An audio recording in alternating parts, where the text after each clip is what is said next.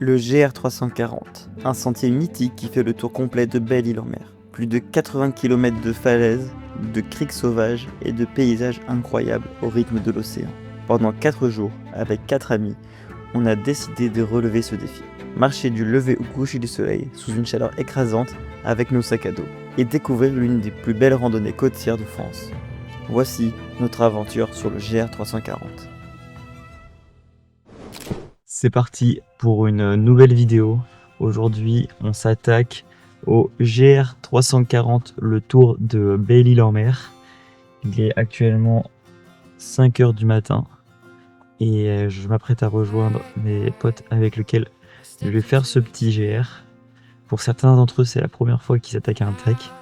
Donc je pense que ça va être assez intéressant de voir comment ils s'en sortent. On avait rendez-vous à 5h30. On a pour 3 heures de route avant de rejoindre le port de Quiberon et de prendre le ferry. Et ensuite, on pourra commencer. Allez, c'est parti. Après 3 heures de route, on arrive enfin à Quiberon. Le début de l'aventure se rapproche. Encore une dernière étape avant d'atteindre Belle-Île. 1 heure de ferry, direction le Palais. Le point de départ de notre trek sur le GR340.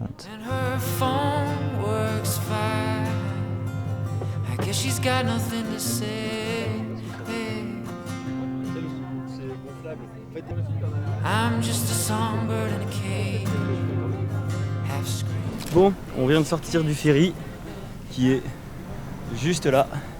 On se trouve maintenant devant la petite citadelle de Vauban et maintenant on va pouvoir commencer. Normalement aujourd'hui c'est une plutôt petite journée. On a environ 13 km pour arriver jusqu'à notre camping ce soir. Donc après on va juste voir si on s'arrête au camping de Sauzon ou alors si on continue jusqu'au phare des Poulains pour éviter d'avoir une trop grosse journée demain. Mais ça y est, l'équipe se prépare, elle est juste là et puis on peut y aller maintenant. La citadelle du Palais s'éloigne peu à peu derrière nous et avec elle, le début officiel de notre aventure sur le GR340. Les premiers kilomètres défilent entre falaises, sentiers côtiers et vues incroyables sur l'océan. Le soleil tape déjà fort, mais l'excitation du départ prend largement le dessus. Direction Sauzon pour cette première étape autour de Belle-Île. Ça fait que quelques kilomètres qu'on est parti, genre 2 ou 3, et c'est déjà incroyable. Regardez-moi cette vue. Fou. Je m'attendais pas à ça, je savais que c'était beau. Mais comme ça, dès le départ, on est à bord de falaise, vue sur mer, grand ciel bleu. Mais vraiment là, ça s'annonce exceptionnel.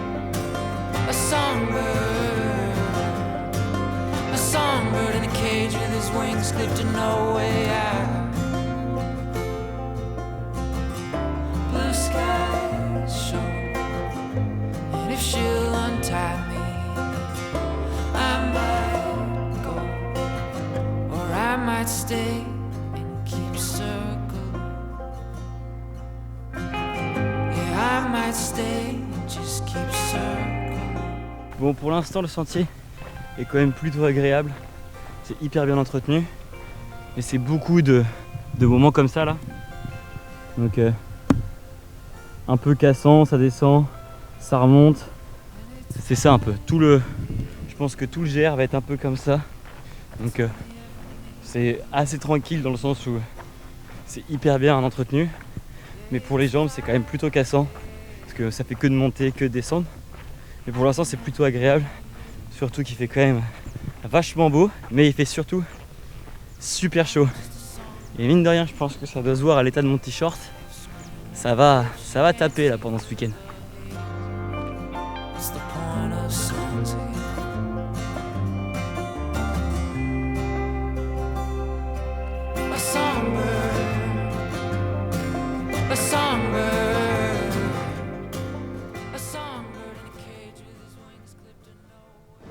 C'est quand même assez exceptionnel.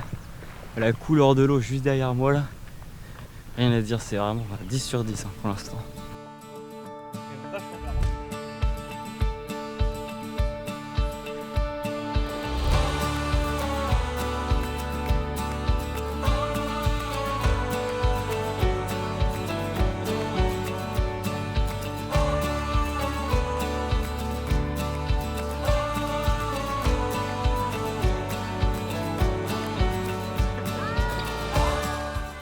On vient de manger On a fait une petite pause à peu près à la moitié de ce qui nous attend jusqu'au camping. Il nous reste environ 7 km à faire là maintenant. Pour l'instant la première portion ça va parce que on a quand même pas mal de petites parties ombragées. J'espère que ça va être pareil sur la deuxième parce que là on rentre dans les horaires où il va faire bien chaud. Mais pour l'instant ça s'annonce en plein soleil. Mais bon, ça devrait bien se passer quand même. On a tout ce qu'il faut, de l'eau, de la crème solaire. Et puis c'est parti. Dès les premiers kilomètres, on comprend pourquoi le GR340 est considéré comme l'un des plus beaux sentiers côtiers de France. Le chemin longe l'océan en permanence, entre falaises sauvages, petites plages cachées et panoramas incroyables. Sous cette chaleur écrasante, chaque montée se fait sentir. Mais les paysages nous font vite oublier la fatigue. Et puis, au loin, quelque chose attire notre regard. Des dauphins apparaissent au large, juste devant nous. On profite simplement du moment, avec l'océan comme décor. Le trek commence à peine, et Belle-Île nous offre déjà un souvenir incroyable.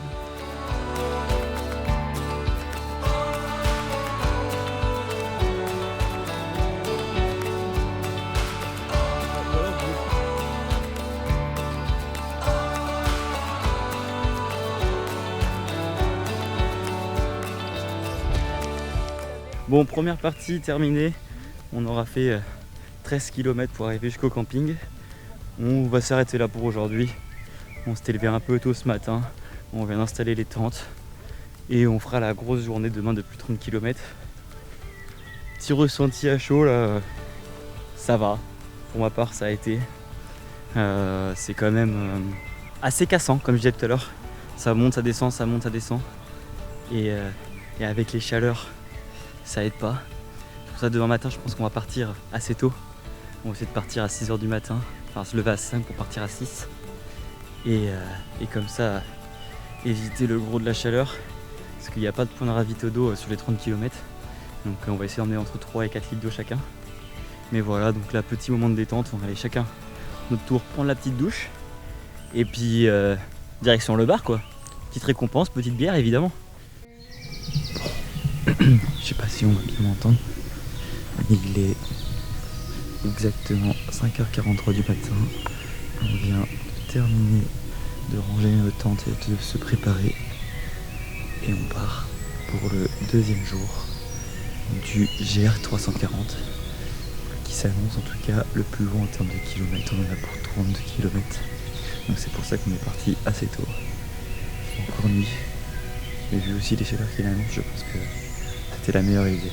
Les premières lueurs apparaissent à peine sur Belle-Île. Autour de nous, tout est calme, sauf le bruit des vagues au loin. On profite quelques instants du lever du soleil avant de reprendre le sentier. Aujourd'hui, le GR340 nous emmène en direction de Bangor. Une étape magnifique entre falaises abruptes, longues portions côtières et panoramas incroyables sur l'Atlantique. Il y a quand même deux avantages à se lever tôt pour partir. La première, c'est qu'il n'y a pas grand monde sur les sentiers. Et la deuxième, c'est ça. C'est le lever du soleil qui est juste exceptionnel sur ce côté de l'île. Donc franchement, si vous pouvez partir tôt le matin sur la deuxième journée entre Sauzon et Bangor, bon et voilà le spectacle que vous aurez.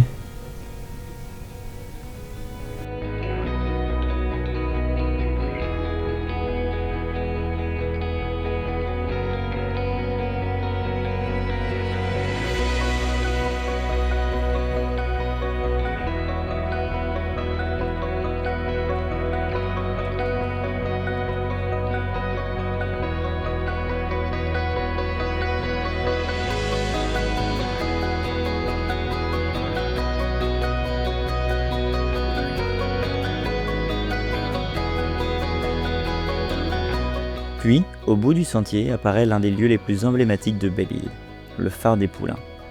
Perché face à l'océan, au milieu des falaises battues par le vent, l'endroit semble presque isolé du reste du monde.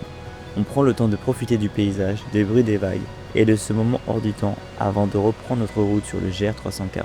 Ça y est, on vient bien d'arriver au phare des Poulains qui est juste là. Ce matin, on a fait 7 km il me semble pour arriver jusque là. Plutôt agréable.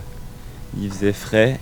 Il faisait bon, il y avait du soleil, un peu de vent, les conditions parfaites pour bien débuter la journée. Là on va manger un petit bout et après on va pas trop tarder à repartir pour essayer de marcher un maximum ce matin pour éviter d'être trop sous la chaleur cet après-midi.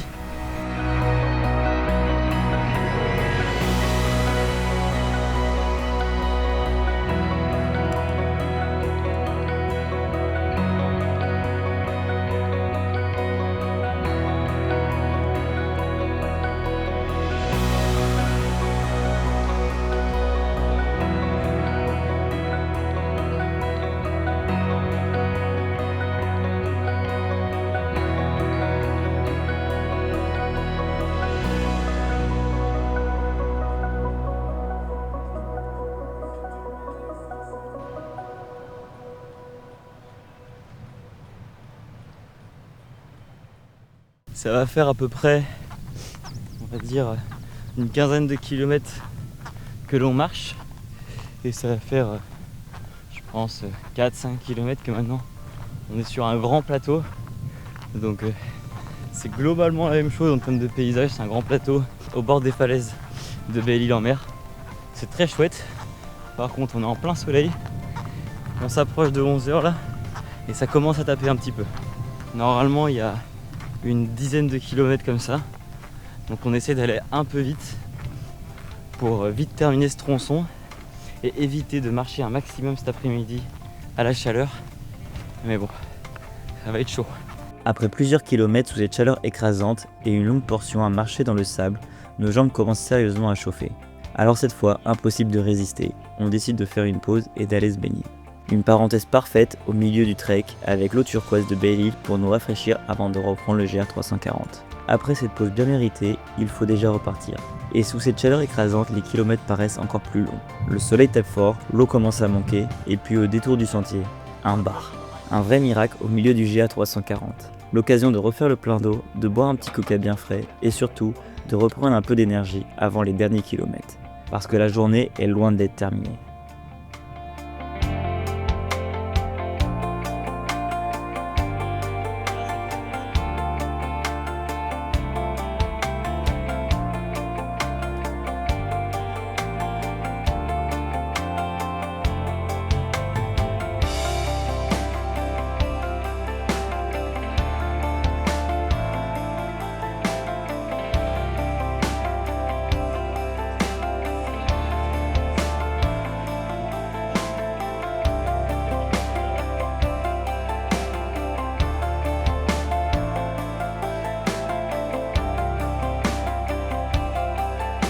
C'est l'heure du check quotidien. Allez, handicapé. Oui, tu l'as fait. Allez, parce que si je tombe, c'est quelqu'un qui va le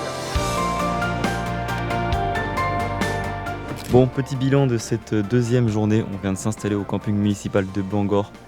On s'est envoyé 33 km avec un peu plus de 900 de dénivelé positif. C'était long. Il faisait surtout hyper chaud cet après-midi. C'était horrible, on a manqué d'eau, on a dû s'arrêter à un petit bar qu'on a trouvé sur le long. Et heureusement, ce qui nous a rempli toutes nos gourdes. On a pris un petit coca, ça nous a remis un peu de jus pour finir les 7 derniers kilomètres. Mais c'était chaud, il faisait super chaud. Là, l'équipe elle est un peu fatiguée. Donc là, on va juste prendre nos douches, aller manger. Et puis je pense aller passer une bonne nuit. Troisième jour du GR340. Il est 7h-10. On s'est octroyé une petite heure de sommeil en plus par rapport à hier. Aujourd'hui, étape jusqu'à Locmaria. Donc il y a à peu près 21 km depuis là où on est. La petite différence par rapport aux étapes qu'on a fait pour l'instant, c'est qu'on ne s'arrêtera pas à Locmaria. On s'arrêtera un peu plus loin, le camping il est à 2 ou 3 km après Locmaria. Donc voilà, et c'est parti. Normalement aujourd'hui c'est assez cassant. Donc on va voir ce que ça donne. Mais en tout cas, on est chaud. Cette portion entre Bangor et Locmaria est sûrement l'une des plus sauvages du GR340. Le sentier alterne sans arrêt entre falaises abruptes, petites criques cachées et longues portions au bord de l'océan. Ici la nature paraît totalement abrupte. Les montées et les descentes s'enchaînent, les jambes commencent à fatiguer, mais les paysages continuent de nous impressionner à chaque kilomètre. Plus on avance, plus on comprend pourquoi ce trek est aussi mythique.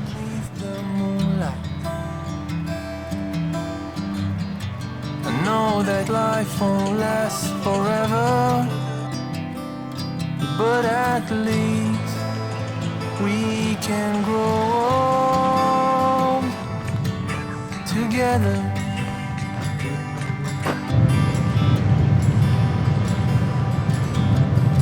Incroyable, je sais pas si on va bien voir, mais cette vue est exceptionnelle. Waouh! Reflecting in your eyes. When I think about all of the things that you and me could be,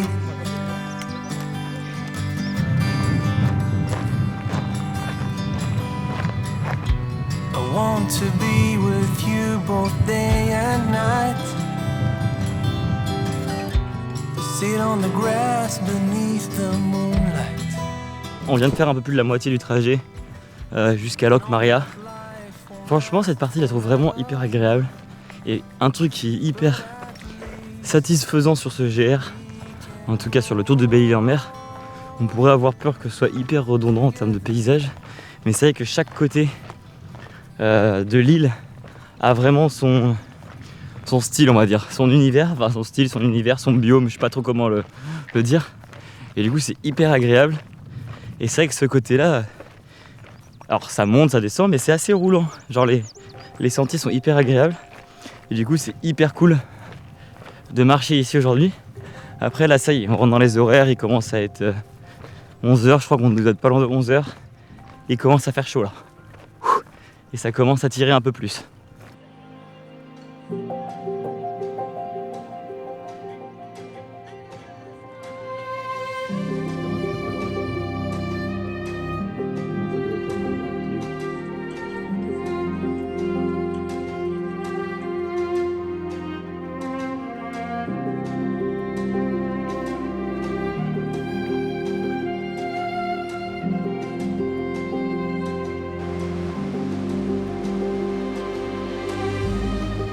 Waouh, bilan, je viens d'arriver à Locmaria, j'ai pas trop filmé la deuxième partie.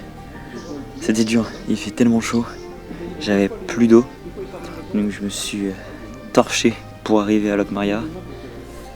Petite récompense, un Perrier et un Coca, ça fait du bien.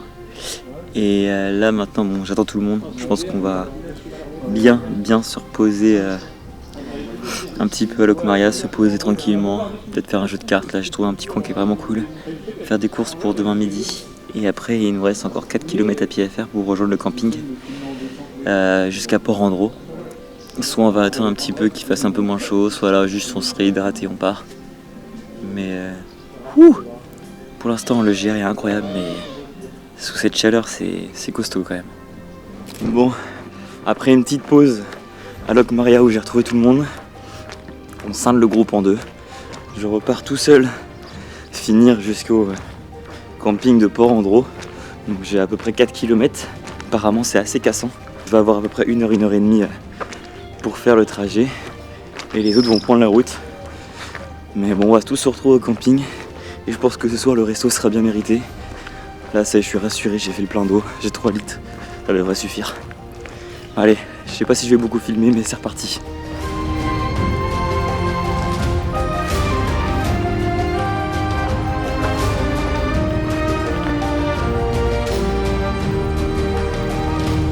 Bon, c'est ce genre de petites montées là, comme ça là, à cette heure là qui font pas plaisir. On les avait dit que c'était cassant, pour l'instant je trouvais que ça allait. Mais je pense que c'est le plus dur à venir. Bon allez, c'est reparti, attaquons cette petite montée qui va bien nous casser encore une fois.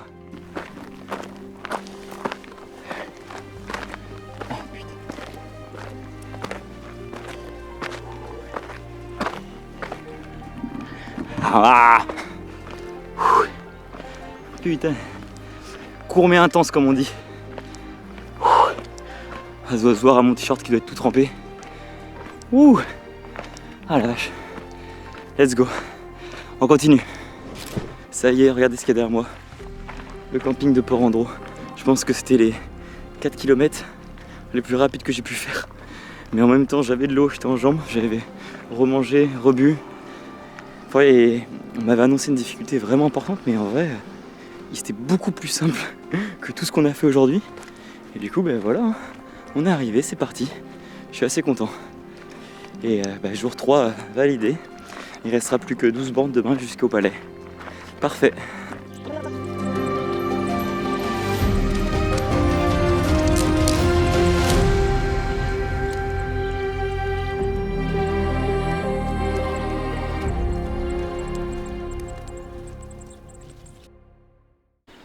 Il est 6 h du matin, on part pour ce 4e et dernier jour sur le GR 340.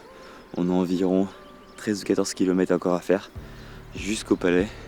Et ça y est, la boucle sera bouclée. Pour cette dernière journée sur le GR 340, on part une nouvelle fois au lever du soleil.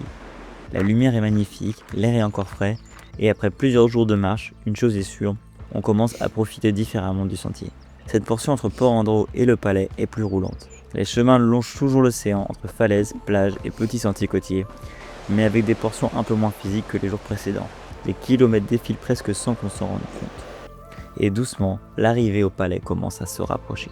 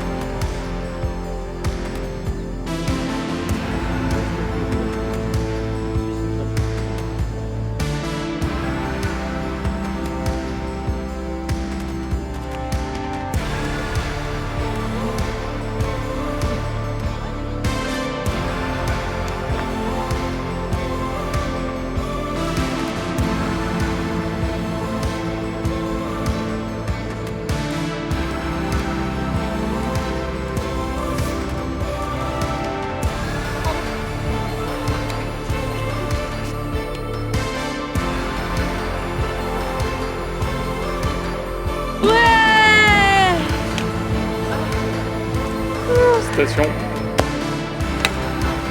Est-ce qu'on peut aller boire un verre maintenant? Attends. Bon, ça y est, le GR 340 est complètement terminé. 4 jours autour de Belle-Île-en-Mer. Et franchement, c'est un GR qui est magnifique, qui est exceptionnel, qui est assez varié, quand même un petit peu technique, mine de rien. Il y a des passages assez cassants. Mais globalement, il est vraiment incroyable, il est vraiment à faire. Juste ce qui a été très compliqué pour nous là, ça a vraiment été la chaleur. Et vraiment ça a joué sur l'ensemble du parcours. Mais le principal c'est qu'on est arrivé tous les 5 ensemble jusqu'au bout. Tout le monde l'a fait, donc ça c'est vraiment cool. Si cette petite vidéo sur le GR 340 vous a plu, n'hésitez pas à vous abonner, à lâcher un like. Et on se retrouve bientôt pour de nouvelles aventures. Ciao!